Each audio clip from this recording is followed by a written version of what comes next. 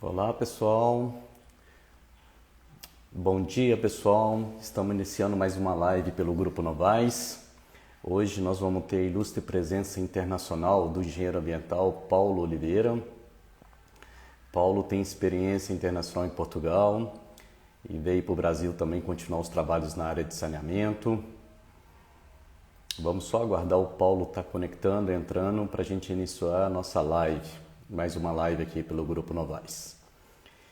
Um minutinho só de atenção de todos. Hoje o nosso tema nós vamos abordar as diferenças principais na área de saneamento entre Brasil e Portugal. Vamos convidar o Paulo aqui para estar dividindo o bate-papo de hoje. Olá Paulo, tudo bem contigo? Luciano, bom dia. Desculpa lá que estava aqui, a tecnologia não estava a colaborar, mas acho que agora estamos todos. Muito bom, muito bom. Paulo, inicialmente gostaria de agradecer a sua disponibilidade por estar aqui com a gente hoje, nessa manhã de sexta-feira, véspera aí de final de semana, para que a gente possa fazer um bate-papo e levar um pouco de informação para o nosso público da área de saneamento, né? E, primeiramente, a Novais vai ter a primeira presença internacional, né? Então, é uma grande satisfação de ter você aqui. E para a gente te conhecer um pouquinho, Paulo, para o pessoal te conhecer, fala para a gente aí a sua formação, a sua experiência profissional para a gente. Ok, Luciano, pá, primeiro que tudo eu é que agradeço a disponibilidade. Isto é uma participação internacional que já é pouco internacional, porque eu já levo, acho que 13 anos de Brasil, portanto já tenho mais experiência no mercado brasileiro do que no português. Mas enfim, epá, eu licenciei-me em Engenharia do Ambiente, tanto ambiental, em Portugal, numa universidade que é a Universidade de Aveiro, que é uma universidade interessante, muito inovadora, uma universidade nova daquelas universidades criadas ali no final da década de 70, que inclusive aparece naqueles rankings das 50 melhores universidades jovens do mundo, sendo universidades jovens universidades com menos de 50 anos. A Unicamp está também nesse ranking.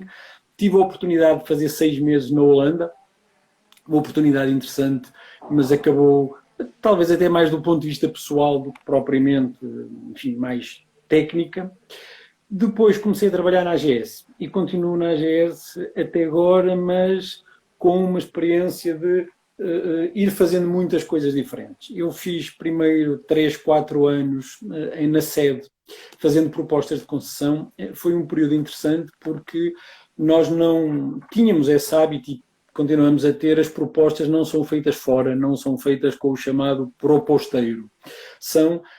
Ou seja, a equipe interna da empresa faz o trabalho todo, só com consulta de engenharia, e faz um trabalho bem detalhado do que é que são os 30 anos de concessão. E isto obrigou-me a visão de longo prazo, isto obrigou-me a pensar nas concessões, desde o primeiro até o último dia, seja nos custos, seja nas receitas, seja no investimento, seja nas substituições de equipamentos. Portanto, isto foi uma oportunidade engraçada para terem uma ideia. Nós já nesta altura, há, sei, 20 anos atrás, fazíamos as propostas tão agarradas que quando iniciávamos o contrato, se ganhássemos, obviamente, eram licitações como aqui, que se ganhássemos já tínhamos contrato assinado com o empreiteiro, ou seja, o nosso estudo prévio para a proposta já era tão detalhado que já estava contratado e, portanto, a gente já sabia o preço, ou seja, desvios depois estavam muito agarrados.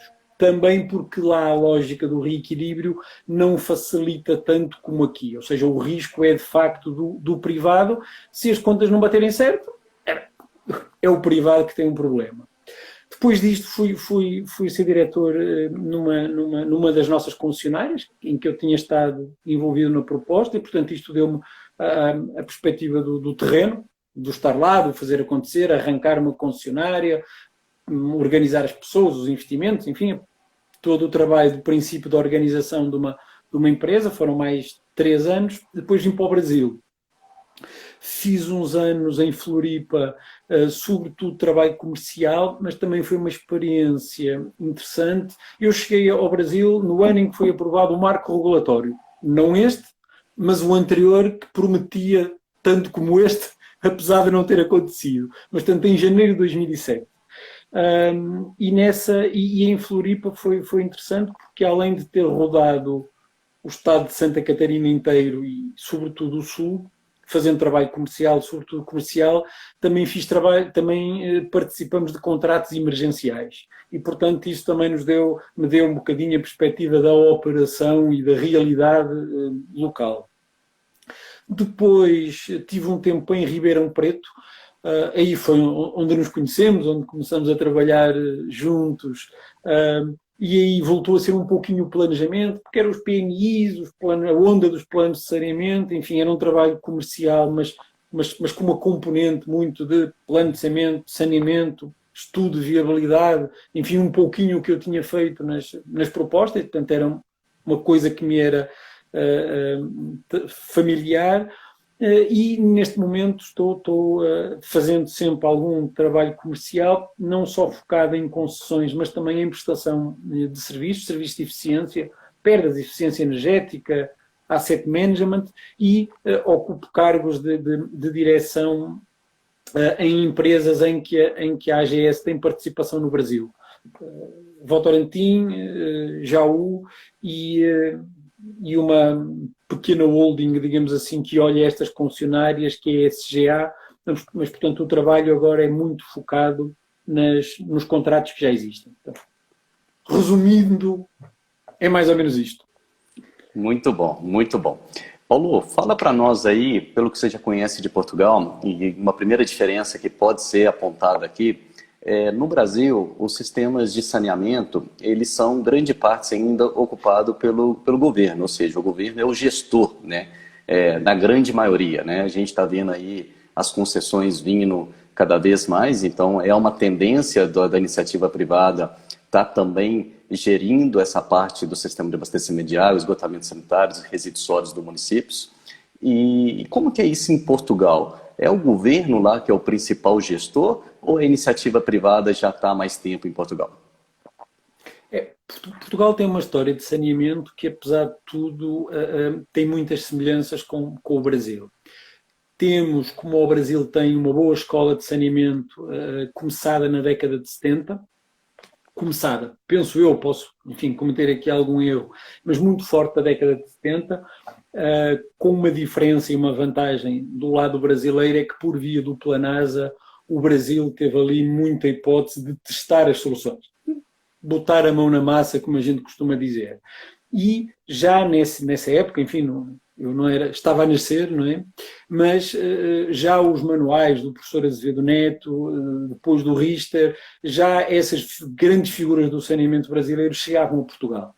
E nós tínhamos também gente que foi muito importante, tanto na escola do Laboratório Nacional de Engenharia Civil, e que influenciou muito aquilo que é hoje o saneamento na Organização Mundial de Saúde e na IWA. E, portanto, ambos temos boa escola de saneamento. E outra semelhança é que Portugal, como o Brasil, abriram-se aos privados, abriram o mercado de saneamento aos privados no final da década de 80. Por isso a AGS ter sido criada no final da década de 80 e as primeiras concessões aparecem a partir daí. Fim de 80, princípio de 90, começam a aparecer os privados. A lógica, obviamente, nós não temos uma lógica estadual, é um país pequeno, mas o saneamento também é municipal, e, portanto, aí, mesmo a lógica daqui, ainda é predominantemente público em Portugal.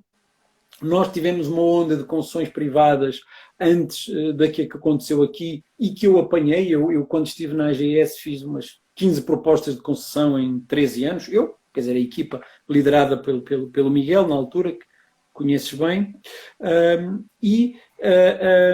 começaram, portanto, as concessões também municipais. Duas diferenças grandes. O Brasil é muito assente em companhias estaduais que nós em Portugal não temos, e Portugal tem uma empresa que começou por ser pública, que é as Águas de Portugal, o Grupo Águas de Portugal, e que, muito motivado por financiamentos da União Europeia em determinada altura, criou um sistema que nós em Portugal chamamos o sistema de alta e de baixa. O que é alta e baixa? O nome vem importado da energia, abastecimento em alta, abastecimento em baixa, que basicamente é ter entidades gestoras responsáveis pela produção.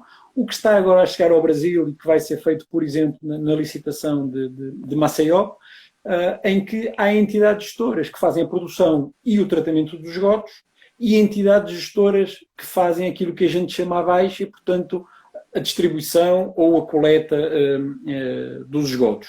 Estes sistemas não são completamente estanques, mas temos temos esse modelo muito testado há, eu diria, 20 ou 25 anos, com vantagens e desvantagens que ele tem, como tudo, mas que é um sistema que está muito, muito testado. Portanto, do ponto de vista organizacional, a realidade é esta. O que é, se calhar, a grande diferença em termos de organização, e talvez a única coisa que eu diria que Portugal está 20 ou 25 anos avançado em relação ao Brasil, não, mas porque também está avançado em relação à maioria do mundo. Ou seja, é talvez o campo em que eu destacaria o saneamento em Portugal, em alguma coisa em que ele seja referência. Regulação. Temos, de facto, um regulador que funciona muito bem, que começou talvez há uns 15 anos, começou por se chamar IRAR, 15 não, eu acho que já mais para 20 anos, e que nasce porque tivemos a sorte e o privilégio de ter duas grandes figuras portuguesas, o professor Melo Batista e a engenheira Helena Alegre, enfim, alunos teus, colegas que estejam a ouvir, se pesquisarem alguma coisa na net, às vezes em algum trabalho, se encontrarem os nomes deles, podem acreditar que é trabalho de referência mundial, que tiveram um papel muito forte na criação dos indicadores de desempenho que a IWA usa e na implementação, no reforço da IWA e na implementação disto. Regulação é basicamente ter indicadores, é conseguir recolher dados, comparar e depois poder estabelecer normas, mas normas com base em quantificação. E, portanto, neste aspecto, como eu dizia, a regulação é uma diferença e na regulação somos, de facto, fortes. Começou por estar só focada nos privados. A AGS serviu de cobaia para os primeiros testes dos indicadores e, portanto, acompanha isto e tem indicadores implementados nas suas concessões desde o primeiro momento e depois estendeu-se a todas as entidades gestoras, água, esgoto e resíduos sólidos, sejam entidades privadas, qualquer município, qualquer SAI, hoje são implementados, são aplicados os indicadores e são públicos, são divulgados. Qualquer pessoa pode consultar no site da ERSAR, Entidade Reguladora de Serviços de Água e Resíduos, acho que é esse o nome. E, portanto, neste capítulo, isto do ponto de vista organizacional faz diferença. Que interessante, muito interessante, né? E esses indicadores aí, a fonte que você indicou, é muito interessante para que os órgãos públicos aqui, como os gestores na área de saneamento, possam estar adotando esses indicadores, porque é fundamental, são eles que mostram quais são as metas, os objetivos que têm que ser alcançados, bem como comparar com outros sistemas, mostrando se é possível ou não alcançar aqueles objetivos, né? É fundamental, então, adotar a política dos indicadores. Muito bem indicada aí, Paulo.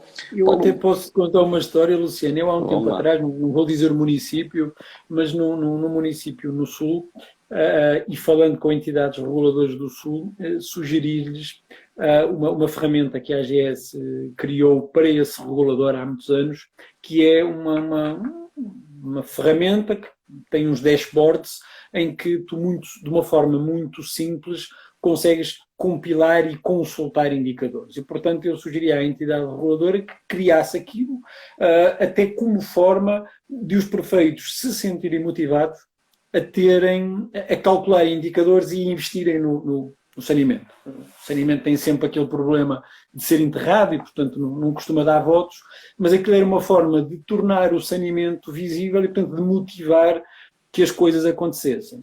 E eles concordaram comigo, com o interesse da ferramenta, pá, viram, acharam, consultaram o de Portugal, acharam muito interessante, mas disseram-me uma coisa, disseram, pá, a partir do momento em que eu criei essa ferramenta, vou estar em guerra com todos os perfeitos, porque quando eu começar a publicar os resultados e eles começarem a aparecer no vermelho, eles não se vão motivar a resolver o problema, eles vão criar uma guerra comigo, e portanto melhor eu não fazer nada. Enfim, é pena, mas é uma ferramenta interessante.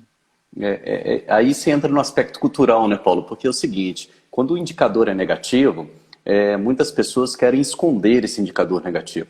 Mas isso é correr do problema. O indicador negativo mostra que você precisa tomar alguma ação para solucionar aquele indicador. Ou seja, se algo está ruim, nós precisamos ter a humildade para reconhecer que precisa melhorar e bem como agir, né? Se a gente começa a jogar debaixo do tapete as informações, os números nossos ruins, a gente não está tendo a humildade para reconhecer e com isso a gente também não vai agir, né? Então... E há uma coisa, desculpa interromper, Luciano, claro, que é muito da nossa cultura latina, e aí somos iguaizinhos, infelizmente, que tem que ver com uma maneira de estar nossa que todos reconhecerão. Se qualquer prefeito no Brasil vai dizer, mas os indicadores a mim não se aplicam porque aqui é diferente. Porque o meu município. Só que se perguntar ao presidente do Brasil, ele vai dizer a mesma coisa. Aqui é diferente. Só que o que não percebem, e se perguntarem em Portugal é igual, o que não percebem é que se perguntarem ao cara que é o operador da instalação da estação de tratamento e que é uma pessoa mais simples, esforçada, mas mais simples, e com menos formação teórica, ele vai ter exatamente a mesma reação. Vai-nos falar daquela válvulazinha que se fecha, daquela análisezinha que ele faz, como se a ETA que ele opera fosse a única ETA do mundo. E quando a gente tem esta visão da pessoa que tem menos formação e menos acesso às coisas, e quando a gente transporta isto para a escala municipal, nacional, estadual, e como digo, fazemos em Portugal e fazemos no Brasil, é um comodismo, é quase que eu, enfim, passo o exagero do termo, uma cobardia intelectual que nos deixa numa zona de conforto, não comparando a nossa situação com os outros, por medo dessa comparação e por achar que somos únicos. A inteligência deste tipo de indicadores que já hoje há, que a IWA usa, é que eles estão de tal forma testados, adimensionalizados quando fizer sentido e rodados que eles permitem comparar realidades diferentes, porque no fundo uma estação de tratamento, 1 metro cúbico de água, 1 metro cúbico de concreto é exatamente o mesmo em qualquer lugar do mundo. E portanto, se a gente tiver a humildade de pensar que de facto se pode comparar com os outros, e se começar a fazer isso e a criar indicadores que nos permitam comparar com outros, mas também comparar-nos connosco mesmo, e dizer, olha, em 2018 foi tanto, em 2019 foi tanto, em 20, 21, etc., isto é essencial para a gente medir a nossa performance e para a gente evoluir. Porque senão é um bocadinho aquela postura que nós sempre encontramos em pessoas que operam com os sistemas, o famoso Zé das Águas, que a gente chega lá e o senhor tem tudo na cabeça, sabe tudo, mas nada está escrito, nada está medido e, portanto, aquilo não é informação, é conversa de boteco, que é muito agradável, mas que não resolve problemas de engenharia, não é? É isso mesmo. Na verdade, eu sempre brinco que os gestores têm que fazer uma sequenciazinha, por mais simples que seja, que é o seguinte, colocar a verdade em cima da mesa, né? Então, a partir do momento que você coloca a verdade na mesa e você tem a humildade para reconhecer, você tem que agir depois para que você consiga solucionar aquela verdade. Porque a verdade, o problema é que as pessoas correm da verdade, né? Ou contam histórias, que são as famosas historinhas, para não encarar a verdade como sendo a realidade. E isso faz com que os nossos nem tenham indicadores e quando chegam nos indicadores são tão ruins os números que ninguém quer mostrar porque aquilo é a verdade. Então são as historinhas que são contadas. Mas muito bom, os indicadores é uma das coisas então que no saneamento no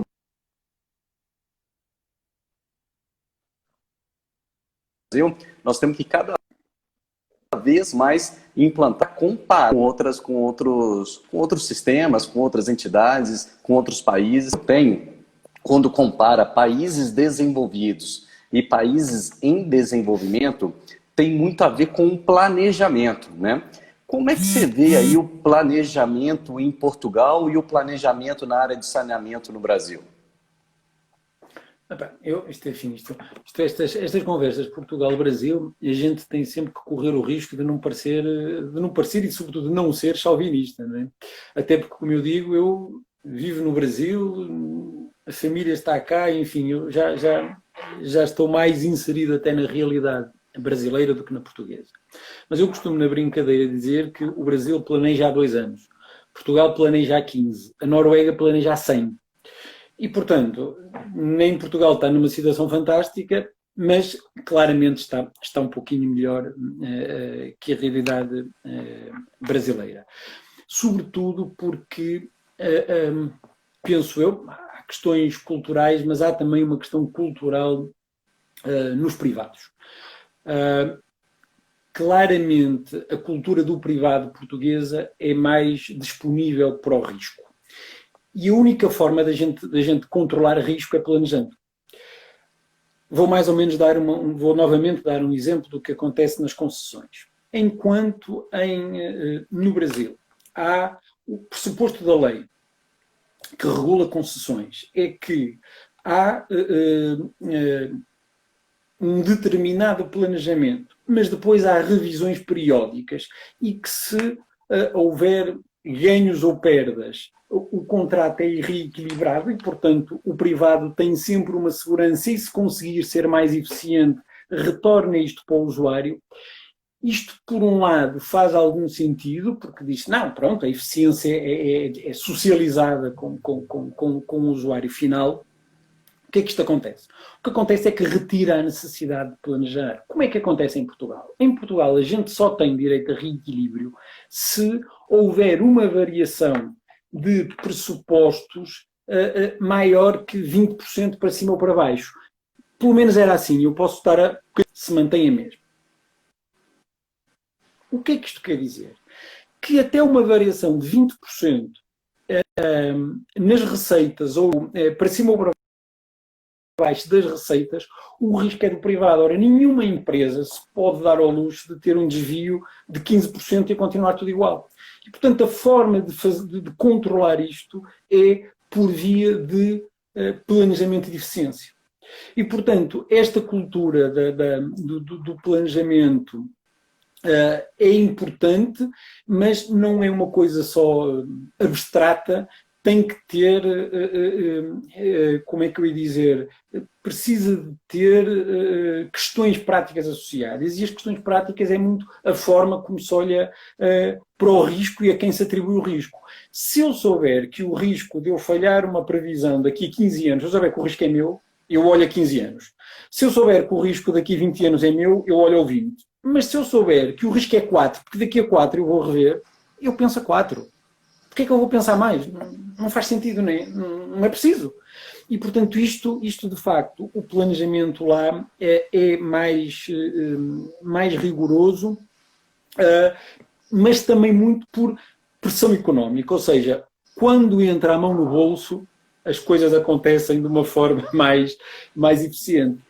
Se a gente olhar a uma lógica, muitas vezes, municipal, em que há uma pressão para ter tarifas desatualizadas por questões políticas, etc., etc., então, ao nível do município e numa lógica também de 4 anos, que é o ciclo eleitoral, então ainda acaba havendo menos motivação para olhar a longo prazo. Muito bom. É isso aí. Uma frase interessante que você começou a falar é: no Brasil, estima-se um planejamento aí de 2 a 5 anos, né? Em Portugal, de 15 a 20 anos, e em países mais desenvolvidos, o planejamento é de 100 anos. Ou seja, é claro aonde querem chegar, né? Bem como fazem um plano de ação. Ou seja, eu sei aonde eu quero chegar, mas se eu não fizer um plano de ação para agir, para chegar naquele horizonte que se deseja, né? Não tem como ser executado. Então, muitas vezes, os municípios do Brasil, às vezes, nem sabem aonde querem chegar, e aí já fica difícil de planejar, porque se você não sabe aonde você quer chegar, quais indicadores você quer ter, qual o seu objetivo, né? Você já começa a ter uma dificuldade. Então, traçar esse plano de ação para qualquer gestão principalmente na área de saneamento. Então fica aí a dica mostrando que a gente tem que mudar a nossa cultura e mudar as nossas ações para a gente fazer um planejamento e plano de ação, não só na área de saneamento, mas de todas as áreas da nossa vida também, de qualquer área profissional e assim por diante. Muito interessante, Paulo.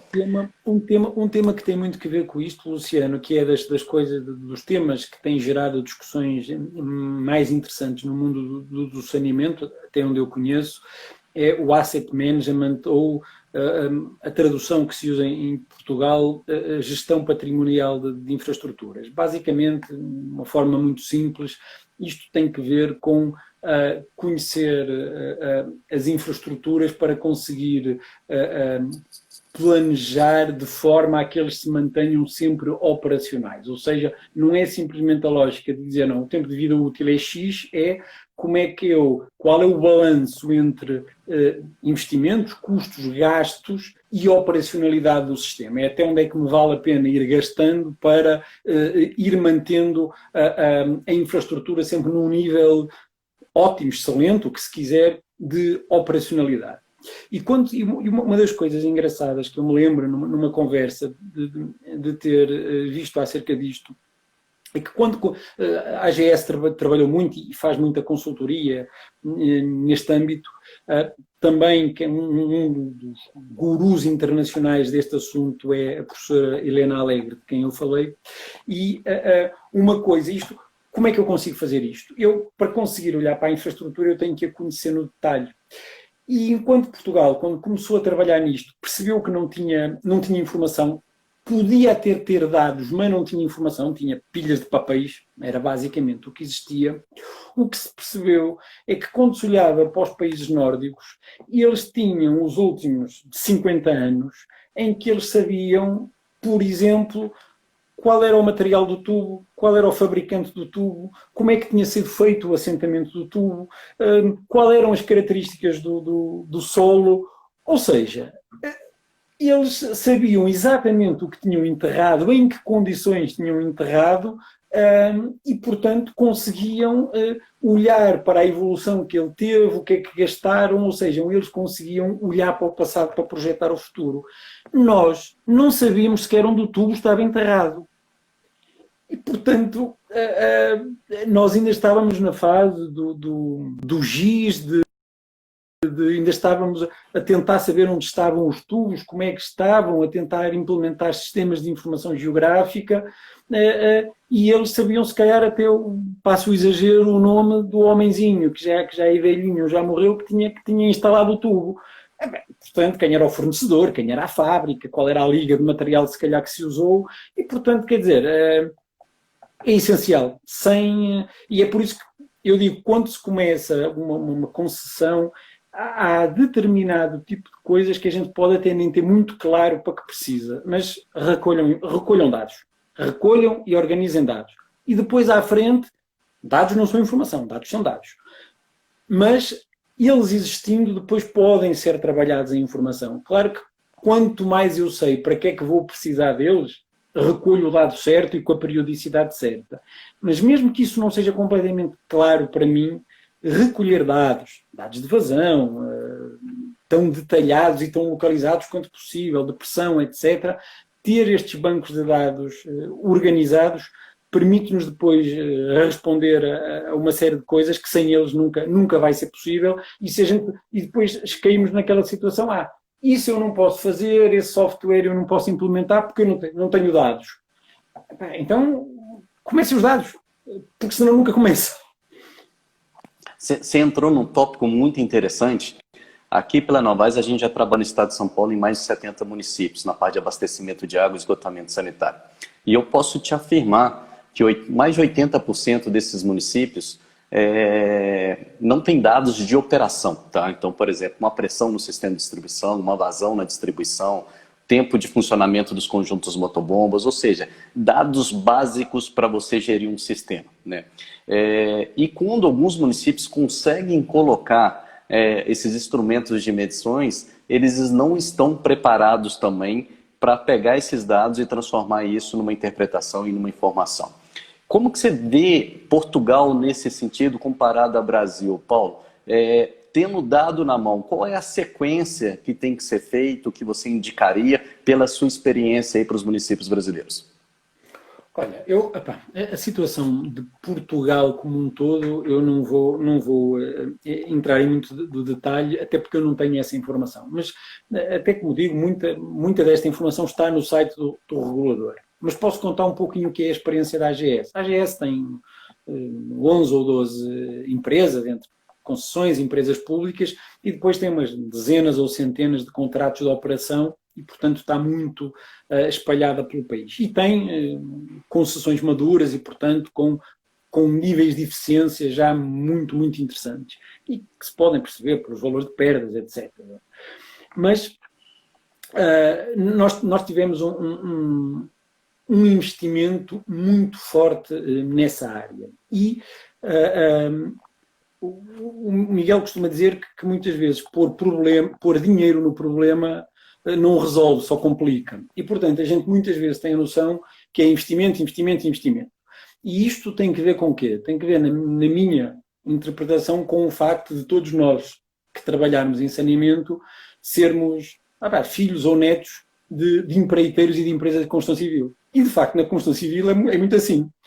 Mas no saneamento não pode ser. Já não pode ser. Tem que ter mais tecnologia e mais inteligência. E isso não se faz com muito dinheiro, faz-se com foco e com orientação. E nós, na AGS, eu lembro-me que eu fui trabalhar para uma concessionária há uns 20 anos atrás, ser diretor na concessionária, e estávamos nessa altura a pensar o que era uma ordem de serviço ideal.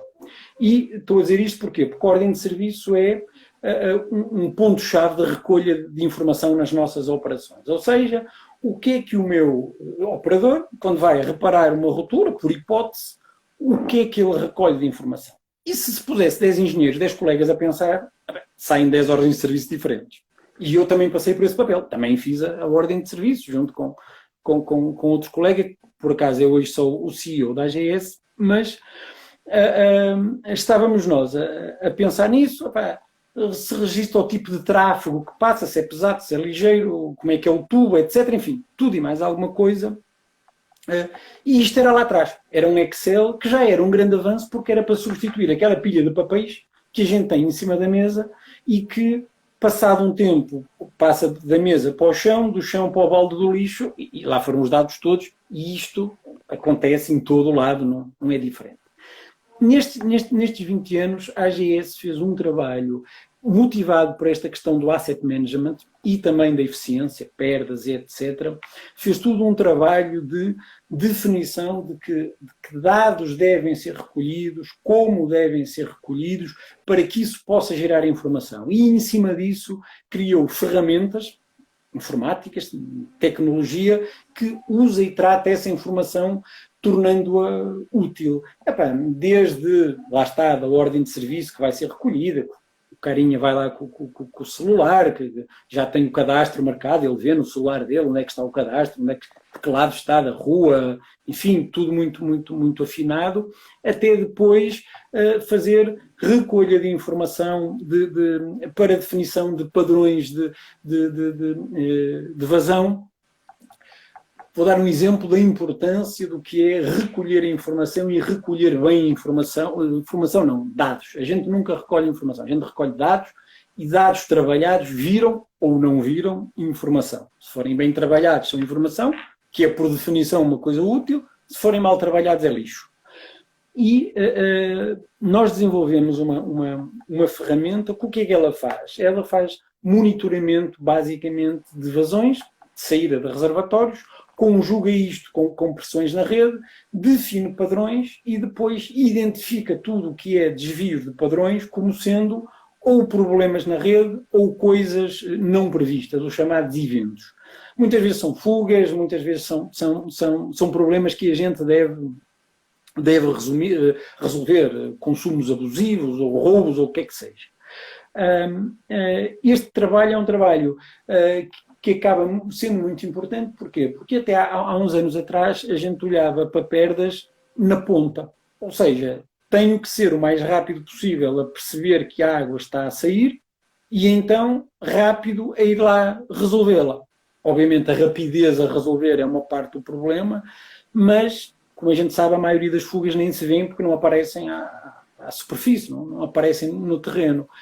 E este tipo de ferramentas é um tipo de ferramentas que me permite inverter a lógica de olhar para perdas, e o que eu olho não é para a ponta, é para o princípio. Eu olho para a saída do reservatório. Se, pela forma como a água sai do reservatório, eu percebo que há uma fuga no sistema e depois, com alguma correlação de pressão de outras razões noutros reservatórios, com redes bem cadastradas, modeladas, etc., coisas calibradas, eu consigo mais ou menos perceber onde é que está a rede, então eu tenho uma eficiência muito grande a resolvê-las. Isto é, basicamente, recolher dados e tratar dados. E depois é ser eficiente a colocar as pessoas na caminhonete e ir lá resolver. Pronto, isso é outro departamento. Mas a inteligência não está aí, como não está naquele mito do geofóning, que eu lembro-me, e acontece, tu deves ver isso, imensos colegas nossos muito, muito satisfeitos porque varrem a rede completamente todos os anos. Isto é... Pronto, é fazer o que é possível, mas é perder tempo, como é óbvio, porque não é de todo a forma mais eficiente de o fazer. É uma forma que tem um custo absurdo e que, pronto, é interessante para quem anda por aí com as empresas que andam com o geofonezinho na mão, mas não é de todo uma forma eficiente. Portanto, isto é um exemplo do o que é recolher dados e tratar dados online, coisa que há 50 anos atrás não era possível. Hoje, recolher dados e tratá-los online, recebê-los em contínuo, são coisas relativamente simples e, portanto, é preciso apostar nelas. Ou seja, o investimento está na inteligência da interpretação das coisas, né, Paulo? Pode-se dizer que, na verdade, a AGS investiu no desenvolvimento de uma ferramenta computacional que ela permite definir os padrões, ou seja, o que seria o normal de se esperar de um consumo de água, o normal de uma pressão, né, em um determinado setor, e se algo instantaneamente online saiu fora desse indicador, para que você vá o que ocorreu, né? Então é tudo no sistema online que ele te permite apontar e te direcionar para você solucionar. Seria algo nesse sentido, né, Paulo? Recolher dados, criar padrões e perceber desvios a padrões é uma coisa que a indústria faz há muito tempo. O saneamento é tipicamente uma área atrasada. E essa é a nossa realidade também. A maioria das respostas aos nossos problemas resolvem-se com soluções que estão nos manuais da década de 70, os da EPA estão disponíveis, todos estão disponíveis. A gente faz estações de tratamento de lodo ativadas, a gente faz reservatórios, ou seja, mas faz tudo como se faz desde, eu diria, o advento do concreto armado. Quando começou a haver concreto armado, a gente começou a fazer uns tanques e tal, pronto, podem dizer que hoje a aeração é mais eficiente do que era há 40 anos. Obviamente que é. Temos aeradores mais eficientes? Obviamente que temos. Mas o grosso a gente resolve como resolvia há uns anos atrás. E está tudo certo. Deixar de ter a ambição de trabalhar de forma diferente e de ir criando este tipo de coisas e usando este tipo de tecnologias que estão disponíveis. Olhar e analisar dados. Isso é completamente fundamental. Muito bom. Paulo, pela sua experiência aí onde você já teve nas concessões da AGS, pela sua troca de informação com seus colegas de trabalho, vocês têm alguns indicadores que podem estar trazendo aqui para a gente sobre perdas de água. Por que eu estou falando isso? Hoje a média que nós temos aí aqui no estado de São Paulo é em torno de 40%. São os indicadores médios de índice de perda na distribuição. Lógico, tem municípios já conseguindo trabalhar com 20% e tem municípios que estão com 60%, 70%. Então nós estamos falando aí que é uma média de 40%. Como que é isso nas concessionárias que você tem um pouco de experiência aí em Portugal? Olha, eu como a gente tinha falado disto, até entrei no tal relatório do regulador para ver qual era a média portuguesa. A média portuguesa, de acordo com o relatório, está hoje na casa, estava em 29% nos dados de 2018 que estão disponíveis, tem vindo a cair, eu diria, deve ser na casa de 28%. Agora, o que é que vale a pena pensar é o que é que são as perdas, quem fez a conta e como fez a conta. Porque, mais uma vez, quem não tem dados, se eu entrar em qualquer município, se eu perguntar a 5 pessoas diferentes, o diretor do SAI ou da concessionária, se calhar, o operador, até o prefeito, todos têm um número de perdas na cabeça, todos são diferentes. O que quer dizer que ninguém sabe quais são as perdas. Isto é logo a primeira conclusão que a gente tira. Porque se não houver medição, também não há número de perdas. É bola de cristal. O que é que... E, portanto, em Portugal, nós neste momento estará o número na casa de 28%. Porquê é que são interessantes estes trabalhos do regulador? Porque, além dele dizer que concessionárias foram analisadas, há uma escala de fiabilidade dos dados. E, portanto, para cada concessionária, eu tenho, acho que é uma escala de até 3 estrelas, que me diz se eu posso confiar muito ou pouco na informação. Mas, portanto, neste momento Portugal parece estar na casa dos 28, mas atenção que essa é outra diferença também. Em Portugal, quando falamos de perdas, falamos sempre do ciclo integral, desde a captação até à casa do cliente. No Brasil é muito comum falar da saída da estação de tratamento. Ora, se tirarmos a estação de tratamento, à partida estamos logo a desconsiderar 5 a 10% do que é captado, que é o que tipicamente se perde nas estações de tratamento. Portanto, estes 28 são da origem até ao cliente final. Este número, na média das concessionárias da AGS, está neste momento em 18%. Dizer que a AGS tem algumas concessões com mais de 20 anos e, portanto, são concessões maduras, tem outras, enfim, com 10 ou perto disso. E, portanto, é um número que varia, mas o nosso número que usamos como referência interna e feitos balanços hídricos, com todas as regras, todas as medições, 100% de micromedição, 100% de macromedição, portanto, a conta feita com rigor, o nosso número é 18%. Esse de 40% do Estado de São Paulo, é como digo, não sei quem fez, nem como fez as contas, e nem sei se inclui a produção ou não, e portanto, mas, enfim, é esta a realidade. Positivo. Paulo, só por curiosidade, em Portugal, a maioria das captações são superficiais ou lá também existe bastante captação subterrânea? Não temos, à exceção de uma região ali perto de Lisboa, não temos grandes aquíferos. E, portanto, temos muita captação, ou ainda temos algo. Vamos lá, há uns anos atrás, o que é que se fazia?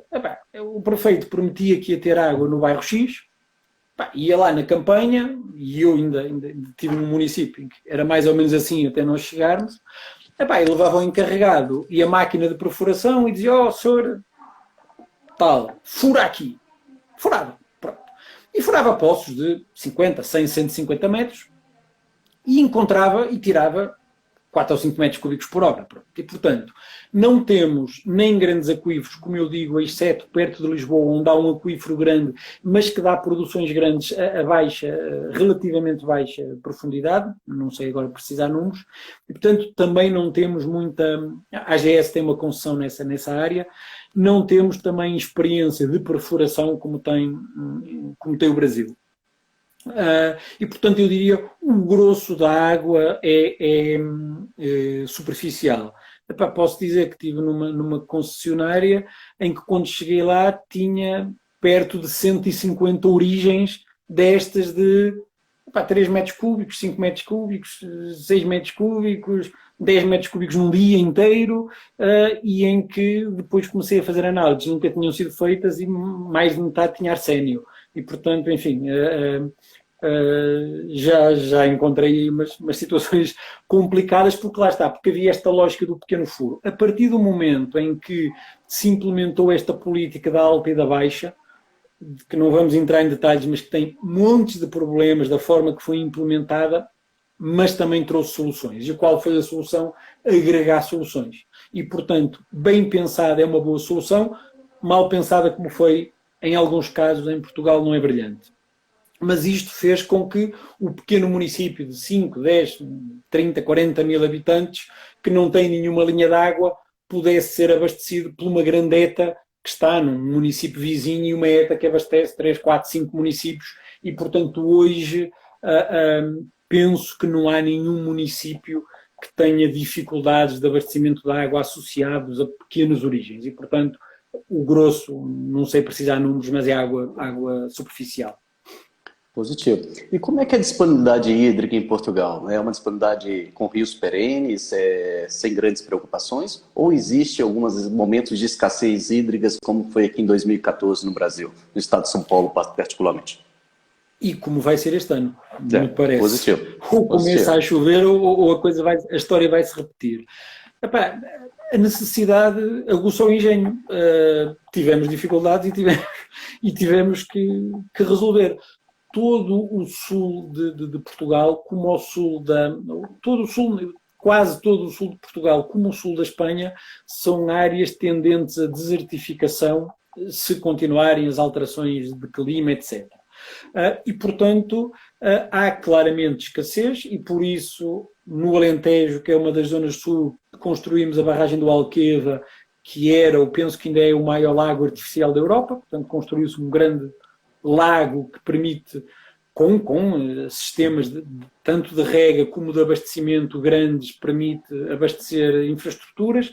Portugal tem uma tradição grande de barragens, há um know-how grande de barragens e, portanto, foram sendo feitas barragens. A situação de abastecimento teve em situação crítica também há 2, 3 anos, mas normalmente não entra em colapso por via destas barragens. Agora, agricultura, etc., há problemas grandes de escassez de água, porque isso já não se resolve com barragens relativamente pequenas, porque o consumo é muito maior que o doméstico. E, portanto, temos problemas de escassez, estão mais ou menos agarrados por via dos investimentos que foram feitos, eu diria, desde a década de 90. Positivo. Paulo, há uma diferença grande que vale a pena destacar. É que Portugal não tem chuva, mas não tem o que fazer. Parte da escassez de chuva que a gente tem no sul do Brasil, pela dimensão que o Brasil tem, depende só do Brasil, ou seja, depende de manter a Amazónia a funcionar. E, portanto, se o agronegócio brasileiro amanhã entrar em colapso por falta de água, por alteração do regime pluviométrico, eu não sou um especialista, mas não me venham dizer que é o El Niño, que a culpa que é dos chineses, não é. A água que cai no sul do Brasil é a evaporação que vem da Amazónia e, portanto, o Brasil ainda está em tempo de não vir a sofrer esse tipo de problemas. Ou pelo menos o sul e o sudeste. É isso aí, que cai justamente no planejamento, né? Você acabou de mostrar um ciclo, né? Que graças a Deus depende da gente, não depende de outros gestores, mas isso aí mostra que o planejamento tem que ser feito principalmente na Bacia Amazônia, né, Paulo? Paulo, só para a gente tocar num outro tema aqui que está super em alta agora, eu queria que você falasse um pouquinho da experiência de Portugal. Hoje, as estações de tratamento de água no Brasil, a realidade é que muitas delas ainda despejam no meio ambiente a água utilizada para a lavagem dos filtros e decantadores, né? E a CETESB já está notificando que as próximas licenças das operações já tenham que ter a solução para isso, um sistema de desaguamento, retirada do lodo, para que você ponha esse lodo de forma adequada em algum ou numa disposição adequada ou em Portugal. Como é que tem sido feito? Ainda a disposição da água de lavagem e misturado com o lodo é no meio ambiente ou não? Lá já se tem essa preocupação há mais tempo e já tem algum tipo de solução? Não, no meio ambiente não. Portanto, o lavar, descarregar decantadores diretos para a linha d'água, isso de todo não. A eficiência da recuperação e a eficiência das instalações varia um bocadinho. Mas o que é a lógica e o que é a situação comum? A situação comum é que a água da lavagem dos filtros seja recuperada e a água dos lodos, por deságua, seja por que tecnologia for, centrífuga, prensa desaguadora, ou o que quer que seja, essa depende um bocadinho da qualidade que ela tiver. Mas, portanto, nas ETAs a lógica é recuperar a água de lavagem, tentar ser o mais eficiente possível, porque, como digo, estes indicadores e o controle é olhando também para a produção, e lá está, porque temos menos disponibilidade hídrica que o Brasil, portanto a lógica a lógica é essa. O que temos menos a lógica do uso, e isto serve de bags, mas serve também para lagoas, etc., também pela dimensão, isto é, o Brasil tem muito espaço para soluções que ocupem muito espaço, as nossas instalações tendem a ser mais compactas, como tudo em Portugal é mais compacto, e portanto é a lógica normal, não é? Eu diria que à exceção, se calhar, da Austrália, da Rússia, do Brasil, dos Estados Unidos, enfim, poucos são os países que têm disponibilidade de área tão significativa e portanto, a lógica é retornar à cabeça, reaproveitar o que for possível, ou seja para reuso, com tanques de reuso, ou seja retornar à cabeça das instalações, tanto ETA como ETS.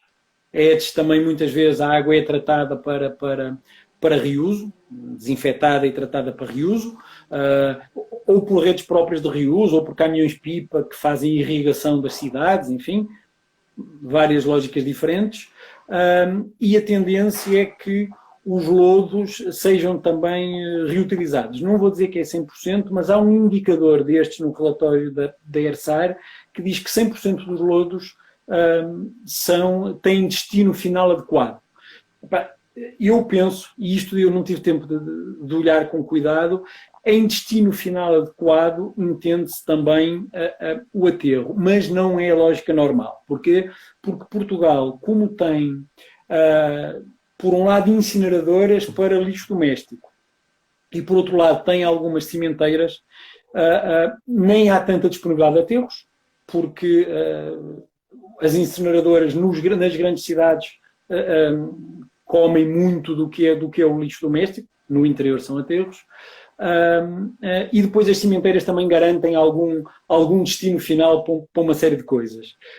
E, portanto, a lógica normal depois é que os lodos de estação de tratamento de esgoto sejam incorporados na agricultura, ou diretamente o lodo, enfim, devidamente estabilizado, com cal, ou, portanto, devidamente digerido e depois devidamente estabilizado, e diretamente para a agricultura, ou então incorporado em centrais de compostagem e outros destinos similares, mas, portanto, o grosso disso vai para a agricultura. As ETAs, para ser sincero, não sei, penso que há uma parte que é incorporado em cerâmicos, cimenteiras, etc., e há uma parte que deve ser em aterro, tipicamente é mais mineralizado e, portanto, não tem grande interesse. Como no Brasil há quem deu o destino final diretamente à entidade gestora, ou operador, e tem situações em que entrega a empresas que depois dão o destino final aos lodos e que se responsabilizam por essa parte. Portanto, recebem os lodos estabilizados e digeridos e depois dão-lhes o fim, tem os seus consumidores depois do lodo onde os distribuir. Portanto, a lógica é esta. Muito bom. Paulo, vamos lá. Nós estamos vivendo agora uma situação não só nacional, mas também mundial, que é a crise que está aí da pandemia do Covid, né? Claramente o governo federal vai sair muito prejudicado financeiro dessa situação, ou seja, a conta não fecha, está gastando mais e está arrecadando menos. E o governo federal ele é um dos maiores injetores de recursos financeiros no saneamento no país. E nós vamos sair com o governo federal dessa crise quebrado, na linguajar, para os próximos anos de investimento e a sua perspectiva para o saneamento no Brasil. Eu, como trabalho e trabalhei sempre no privado, posso ser um bocadinho suspeito, mas não tenho muita dúvida que os privados têm que ter um papel forte. Não quer isto dizer que o público deixe de ser necessário. Não tenho de todo uma visão, mesmo trabalhando eu no privado, uma visão completamente liberal de que tudo tenha que ser entregue a privados. Não. O que me parece é que tem que ser estruturados negócios sustentáveis e que, se for preciso haver algum dinheiro público complementado com privado, alavancado com privado, boas condições de financiamento, isso é completamente essencial. E eu diria que essa é a necessidade de crescer, mas não basta crescer em quantidade, é preciso crescer em qualidade. Talvez o maior, até onde conheço, o maior erro do Planasa lá na década de 70 é que a instrução era concreto armado. Há reservatórios, enterra tudo, faz.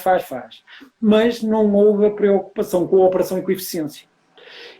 E o Brasil não pode voltar a cometer esse erro. E, portanto, quem vier, a escolha dos operadores tem que ter uma componente muito técnica de quem fizer, sejam entidades públicas ou privadas, quem vier a ser responsável por este novo boom no mercado de saneamento, não pode ser gente que não tenha competências e experiências na área de saneamento. Pensar que o operador que não tem experiência, o operador que não é eficiente, mas porque tem um banco por trás ou um fundo por trás, continua no mercado, é um erro. Não vou agora, enfim, teorizar muito como é que se retira este tipo de operadores, mas aquilo quase que conselho, assim, modéstia à parte, que eu daria é: tem que estar os projetos bem estruturados e depois tem que, a avaliação técnica tem que ter uma competência, tem que ter uma componente grande. E não podemos estar agarrados a estas habilitações do CREA, não acredito nada disto. Acho que é um negócio como outro qualquer, vendem-se habilitações, compram-se habilitações, é uma bagunça. Não é isso só que resolve. É preciso, não basta dizer que tem lá o nome do senhor não sei quantas, é preciso olhar para a empresa e perceber se ela, no Brasil, se for um operador brasileiro, ou no estrangeiro, se for um operador estrangeiro, se de facto ela tem ou teve o menino no colo há muito tempo. É preciso olhar para operadores que tenham operação de água, de esgoto, e ver de facto qual é o nível de eficiência que eles têm nas suas operações. E esta devia ser uma componente da escolha. Claro que isto não é fácil numa proposta, enfim, isto é uma conversa, mais um bate-papo informal, mas é preciso manter os bons operadores brasileiros e trazer os outros. E é preciso não estar demasiado preocupado com a tarifa, penso eu. É preciso pensar no saneamento como uma atividade sustentável. Não há razão nenhuma para o saneamento ser financiado. As telecomunicações não são, a energia não é, a lógica do subsídio e dos prefeitos, os decisores políticos, estarem com medo de aumentar a tarifa, o que tem é que ter segurança que as soluções são boas e que a tarifa é efetivamente necessária para remunerar quem estiver a trabalhar bem, tem que ter a parte da remuneração, mas para estruturar serviços eficientes. Ter orgulho, como muitos têm, de que eu tenho a tarifa mais baixa no município, do Estado. Se tiver o pior serviço do Estado, ou se tiver um serviço ruim, ainda que seja um serviço mais ou menos, eu tinha vergonha.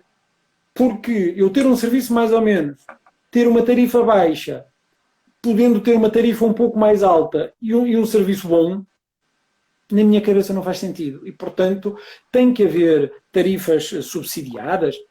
Há partes da população que não podem pagar, obviamente, têm que estar incluídas e têm que ter acesso ao serviço. Não há a menor dúvida disso.